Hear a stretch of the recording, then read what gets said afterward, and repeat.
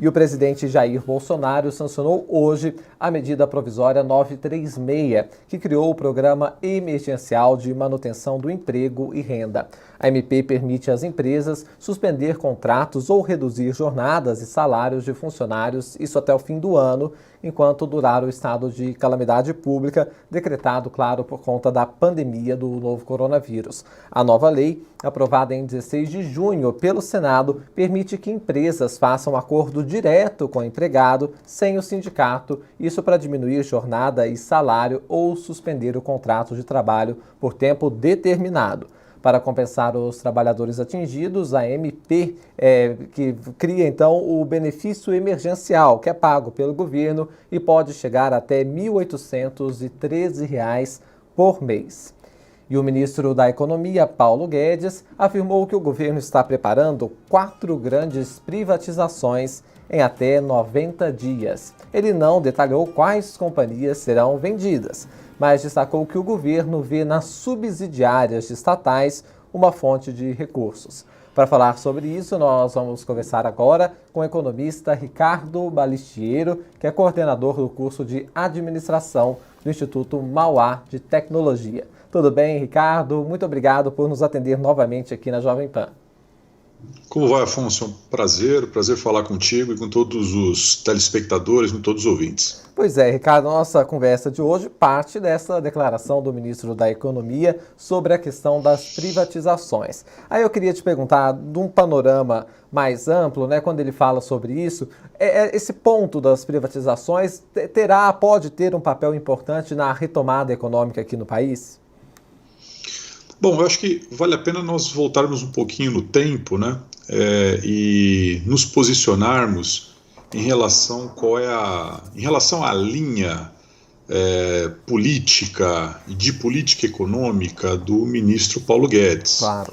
Ele sempre se intitula como um liberal, né? Enfim. Então, os liberais, eles partem do pressuposto que o mercado é suficientemente capaz de resolver problemas econômicos, né?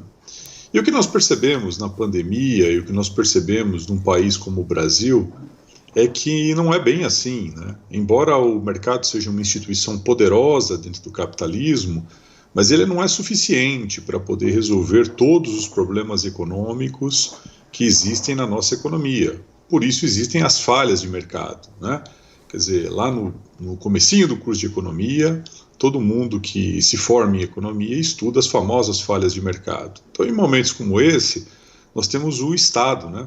Exatamente para poder corrigir essas falhas, enfim, né? Então, é evidente que nós temos hoje no Brasil algumas empresas estatais que são privatizáveis.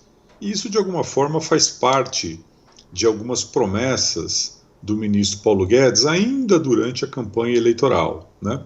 Mas nós temos que lembrar que mesmo antes da pandemia, o governo teve profundas dificuldades de pautar essa discussão, porque ela não é uma discussão fácil, né? Ela é uma discussão que, entre outras coisas, precisa ser travada no âmbito do Congresso Nacional. E essa discussão sequer começou. Então, respondendo objetivamente a sua pergunta, é muito pouco provável que essa agenda avance no segundo semestre. Primeiro porque nós temos uma preocupação bastante grande no pós-pandemia. Nós ainda estamos no durante pandemia. Nós temos que pensar no pós-pandemia. Então, os desafios são bastante grandes. E me parece que os desafios de privatizações, neste momento, devem ser ponderados como não fundamentais.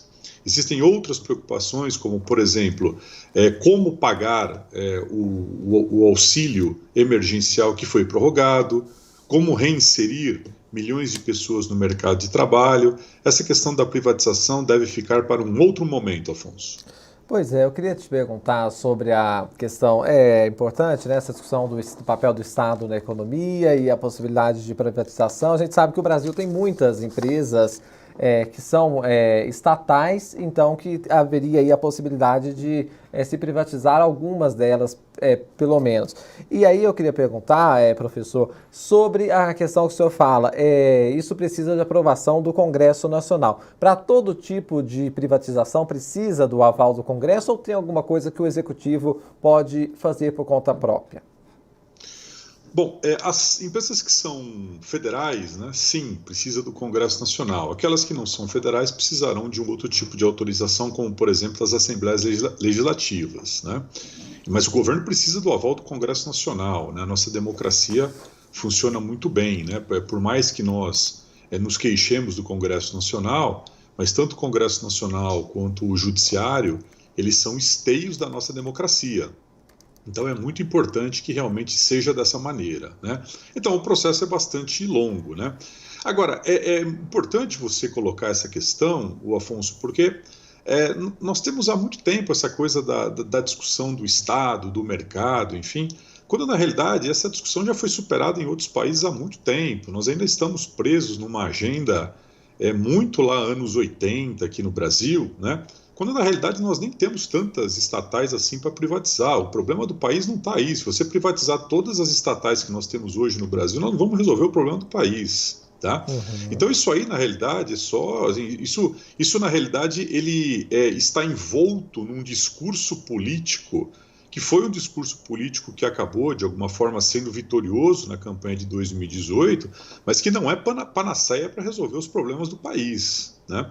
Então, nós temos algumas estatais, como por exemplo a Eletrobras, como por exemplo os Correios, né, que se aproximaram, já estiveram até mais próximas de um processo de privatização, mas por exemplo, no que tange aos Correios, por exemplo, o presidente dos Correios, que foi indicado pelo presidente da República, está envidando vários esforços para tornar a empresa eficiente, sem necessariamente se tornar uma empresa privada. Então essa é uma falsa dicotomia que outros países já resolveram há bastante tempo. Não é uma questão de ser estatal ou de ser privado, é uma questão de ser eficiente, independente nas mãos de quem esteja, né? E nós temos vários exemplos assim. A Petrobras, por exemplo, é uma empresa hoje bastante eficiente. O Banco do Brasil é uma empresa profundamente eficiente, que estão inseridas numa situação de mercado e que conseguem desempenhar muito bem o seu papel. Então é importante que nós pontuemos isso, né? Não há necessidade de se sair vendendo patrimônio público do país, ainda mais numa situação como essa, em que certamente os ativos estão profundamente deteriorados, com o preço lá embaixo.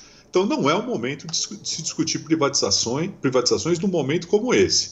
A grande questão é que o ministro da Economia está acostumado a fazer live para banco, para corretora, né? Então esses caras levantam a bola para ele cortar. Ontem ele foi colocado contra a parede, e quando ele foi colocado contra a parede, ele saiu muito mal. Pois queria também te perguntar, aqui na introdução eu falava que ele não detalhou, né, não deu nomes de quais empresas poderiam ser privatizadas nesse período que ele coloca de 90 dias. Mas ele já em outras vezes falou da questão das subsidiárias, que seriam aí a possibilidade de uma fonte de recursos. Como o senhor vê estas empresas, então, específicas que atuam aí de uma forma intermediária por uma estatal maior? Todas aquelas empresas porventura estatais, que estejam num bom preço de mercado e que não tenham eficiência administrativa, devem ser privatizadas. A grande questão, Afonso, imagina só a situação hoje, né? Nós temos uma reforma tributária que sequer foi enviada pelo governo. Nós temos uma reforma administrativa que ainda carece de muita fundamentação. Nós temos aproximadamente, hoje nós já temos mais pessoas desempregadas no Brasil do que empregadas. Pela primeira vez na história nós temos isso. A nossa economia, agora nós estamos percebendo que antes da pandemia ela já tinha entrado em recessão. Todos os sinais vindo de várias pesquisas mostram isso. Nós estamos às voltas com a maior recessão que o país já viu. Então não é um momento apropriado para fazermos uma discussão sobre privatizações, até porque isso não vai gerar o caixa que seria importante para o governo numa situação em que a economia, por exemplo, estivesse crescendo. Numa situação em que a economia está crescendo, aí sim nós podemos falar de privatização. Então eu volto à entrevista que o ministro da Economia deu ontem. Foi uma entrevista que foi muito ruim. Né? Por quê? Porque a impressão que eu tenho é que quando ele foi pressionado, ele sacou da prateleira as explicações de sempre. Né? Vamos lembrar que é o mesmo ministro da Economia que durante a campanha de 2018 dizia que em um ano zeraria o déficit público no Brasil. Esse ano nós vamos bater só de déficit primário 800 bilhões de reais. É o mesmo ministro da Economia que há 3 meses atrás disse que o câmbio só chegaria a 5 se nós fizéssemos muitas barberagens. O câmbio bateu quase 6. É o mesmo ministro da Economia que disse que com 5 bilhões de reais ele resolveria o problema da pandemia. Então me parece que quando o ministro é acuado, e ontem aconteceu isso, embora os entrevistadores fossem profundamente elegantes, mas não estavam lá para levantar a bola para o ministro cortar, né? Quando ele se sente acuado, ele saca as velhas explicações liberais da estante, que estão na prateleira. Mas, infelizmente, a realidade é um pouquinho mais complicada do que o que a gente tem na teoria, né? Claro, não, só para registrar também, por exemplo, a questão do déficit público, muito influenciado também pela pandemia, né, que não dava para se prever de uma forma muito clara, pelo menos o impacto tão grande que teria, pelo menos isso lá no começo, né? Eu queria, professor, aproveitar, antes de introduzir esse assunto da nossa entrevista, eu falava sobre aquela medida provisória que permite redução de jornada e salário agora até o fim do estado de calamidade pública. Como que o senhor vê esta decisão do presidente Jair Bolsonaro de sancionar esta MP? Legal, Afonso. Deixa eu só voltar um pouquinho à questão do déficit, porque no ano passado o déficit fechou em 90 bilhões de reais. Sim. Tá? Era o déficit que um ministro diria que zeraria em um ano. Tá? Ele fechou em 90 bilhões de reais. É claro que esse ano aqui ele foi multiplicado por 10 por conta da pandemia, mas as perspectivas para esse ano já eram de um déficit superior a 100 bilhões. Uhum. Né? Então esse ponto é um ponto importante para nós testarmos a credibilidade das palavras das nossas autoridades. Esse ponto é um ponto bastante importante, porque há questões muito sérias que estão sendo discutidas hoje, e a questão da privatização é uma questão muito séria, porque isso é patrimônio público. E se é patrimônio público, é o meu dinheiro, é o seu dinheiro, é o dinheiro de todo mundo que está nos ouvindo. Claro. Então, um processo de privatização feito de uma maneira não pensada e num momento como esse, vai impor um prejuízo enorme para a União. Né? Então, a gente precisa realmente sempre tomar bastante cuidado com isso. Claro. Em relação à prorrogação, eu tenho a impressão que é uma medida acertada, né? A defesa que nós fazíamos desde o início é que a ajuda deveria durar de 6 meses a 1 ano, pelo menos. Porque isso era uma forma de manter as pessoas em casa e nós superarmos a pandemia mais rápido do que nós estamos superando. Né? Quer dizer, nós ainda não superamos, nós ainda estamos num processo em que as mortes continuam sendo muito elevadas, a curva de contágio ainda gera algumas dúvidas, né? Então, a ideia é que nós tivéssemos aí entre 6 meses e 1 ano. Então, a prorrogação me parece correta. Isso vai aprofundar o déficit público, mas nesse momento não tem muita saída. E aí, eu tenho a impressão que quando o ministro da Economia coloca que, se preciso for, vai se emitir moeda, aí é uma decisão correta. Não é uma decisão que simplesmente está sendo sacada da prateleira das explicações liberais. Essa é uma atitude correta.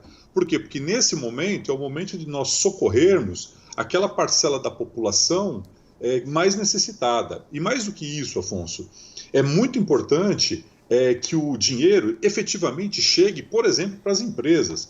Nós temos mais de 70 bilhões aprovado para as empresas, essas empresas receberam um pouco mais de 10. Nós temos aproximadamente 600 mil beneficiários do auxílio emergencial que não são elegíveis para isso.